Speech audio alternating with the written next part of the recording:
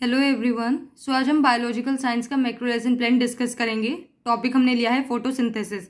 तो जब भी हम कोई लेसन प्लान बनाते हैं तो उसमें कुछ जनरल इन्फॉर्मेशन फिल करते हैं, जैसे कि सब्जेक्ट बायोलॉजिकल साइंस है, टॉपिक आज हमने फोटोसिंथेसिस लिया है और ये क्लास 7th का टॉपिक है। डेट और पीरियड आप वही फिल करेंगे जिस भी डेट में आप ये बच्चों को लेसन प्लान पढ़ा रहे हो। देन नेक्स्ट हमें लेसन प्लान में लिखने होते हैं जनरल ऑब्जेक्टिव्स। जो हमारे जनरल ऑब्जेक्टिव्स होते हैं वो सब्जेक्ट ओरिएंटेड होते हैं, मतलब जो भी सब्जेक्ट से रिलेटेड ऑब्जेक्टिव हैं। अगर हम बच्चों को बायोलॉजिकल साइंस पढ़ा रहे हैं तो उस सब्जेक्ट से रिलेट हमारे क्या ऑब्जेक्टिव्स होने चाहिए, ये हमें यहाँ पे लिखने होते हैं। तो बच्चों में ये जब हम सब्जेक्ट को पढ़ाएंगे तो उसमें बच्चों में ये डेवलप करेगा इंटरेस्ट, उनकी लर्निंग बढ़ेगी, उनमें एबिलिटीज़ आएगी, इमेजिनेशन, ऑब्जर्वेशन, रीजनिंग। तो ये सभी चीज़ें हमें जनरल ऑब्जेक्टिव्स में लिखनी होती हैं।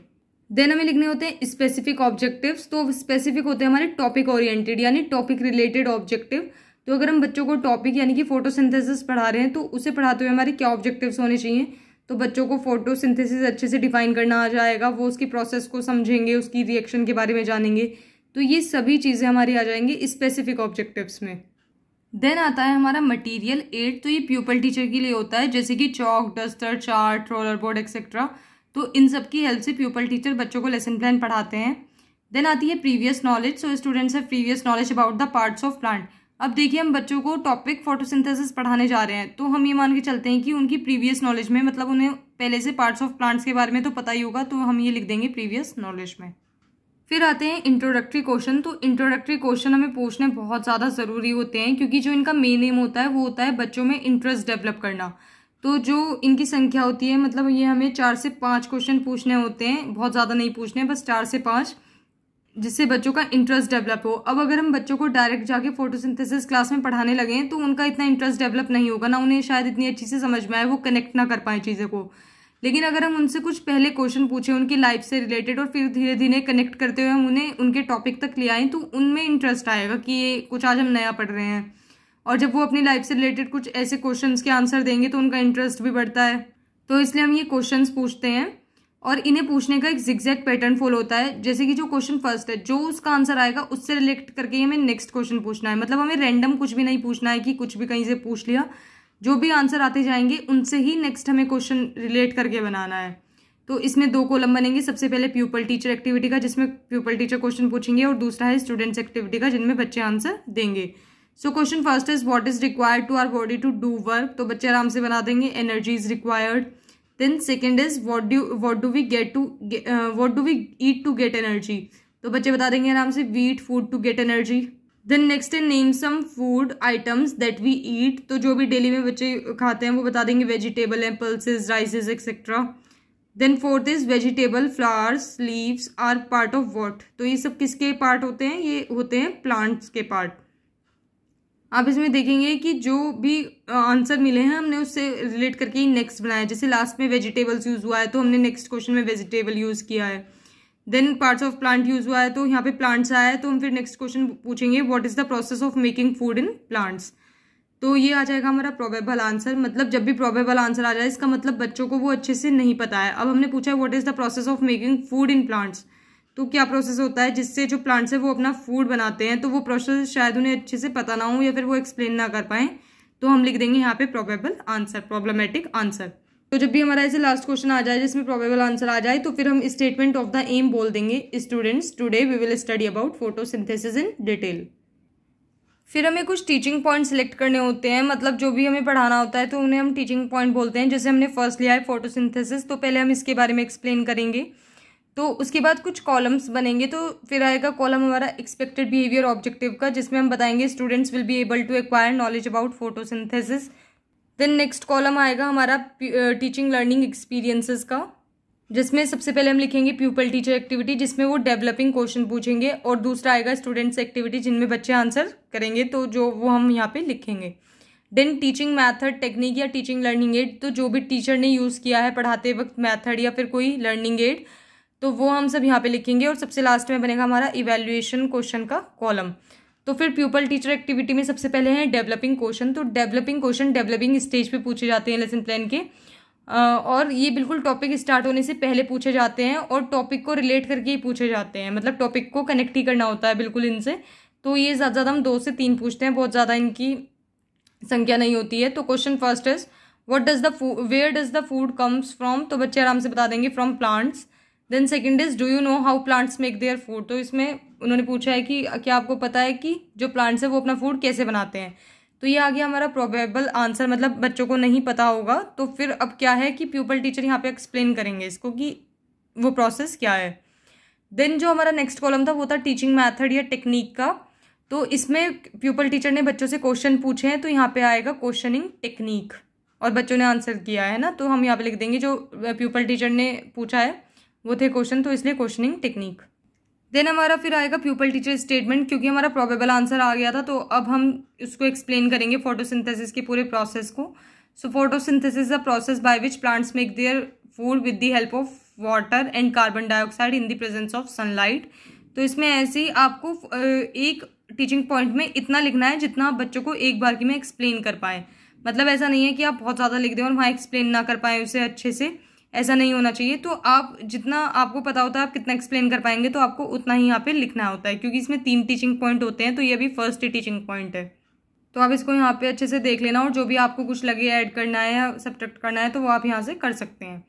देन स्टूडेंट्स एक्टिविटी में आएगा students will listen and understand carefully, क्योंकि अभी प्यूपल टीचर एक्सप्लेन कर रहे हैं फोटोसिंथेसिस को, तो उस टाइम पे बच्चे क्या करेंगे, वो अच्छे से समझेंगे और सुनेंगे। फिर जो हमारा टीचिंग मैथड या टेक्निक है वो है एक्सप्लेनेशन मैथड, क्योंकि यहाँ पे प्यूपल टीचर ने बच्चों को एक्सप्लेन किया है, तो हम यहाँ पे लिख देंगे एक्सप्लेनेशन मैथड। उसके बाद में आता है इवैल्यूएशन क्वेश्चन। अब देखिए इवैल्यूएशन का मतलब क्या होता है, जब भी हम बच्चों को क्लास में कुछ पढ़ा रहे होते हैं तो हमें ये नहीं पता होता है कि वो कितना सुन रहे हैं, कितना समझ रहे हैं, उनका कितना क्लास में ध्यान है। तो उन्हें इवैल्यूएट करने के लिए हम उनसे क्लास में जो भी हमने टीचिंग पॉइंट पढ़ाया है उससे रिलेट करके एक क्वेश्चन पूछ लेंगे। जैसे हमने यहाँ पे फोटोसिंथेसिस पढ़ाया है तो हम वही पूछ लेंगे, उसकी प्रोसेस के बारे में पूछ लेंगे। तो उससे क्या है, हमें पता चल जाएगा कि बच्चों का यहाँ पे कितना ध्यान है, वो कितने ध्यान से उसको सुन रहे हैं। तो हमें ये कुछ अलग से नहीं पूछना है, जो भी हमने टीचिंग पॉइंट फिनिश किया है अभी उससे ही रिलेट करके पूछना है, और एक ही क्वेश्चन पूछना है। तो हर एक टीचिंग, जैसे 3 टीचिंग पॉइंट है तो हर एक टीचिंग पॉइंट के लास्ट में आपको एक क्वेश्चन ऐसे इवैल्यूएशन का पूछना होता है।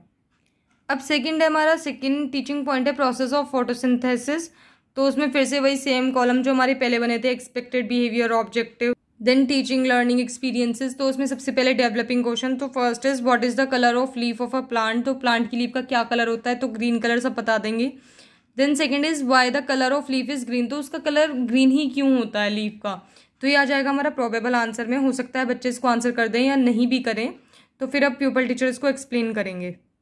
देन फिर से वही टीचिंग टेक्निक या फिर एड में, क्योंकि प्यूपल टीचर ने यहाँ पे क्वेश्चन पूछे तो ये आ जाएगी क्वेश्चनिंग टेक्निक।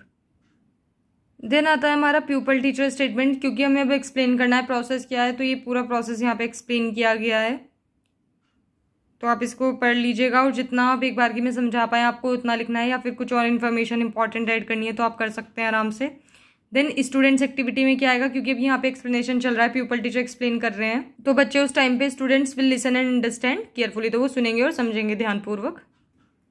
फिर जो हमारा नेक्स्ट कॉलम था वो था टीचिंग एड या फिर टेक्निक। तो इसमें आ जाएगा एक्सप्लेनेशन मैथड, क्योंकि प्यूपल टीचर उसको एक्सप्लेन कर रहे थे प्रोसेस ऑफ फोटोसिंथेसिस को। उसके बाद है डेमोन्स्ट्रेशन टेक्निक।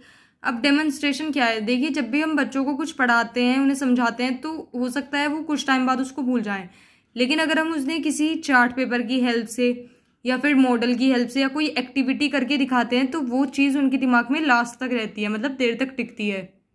उसको ही हम बोलते हैं डेमोन्स्ट्रेशन टेक्निक।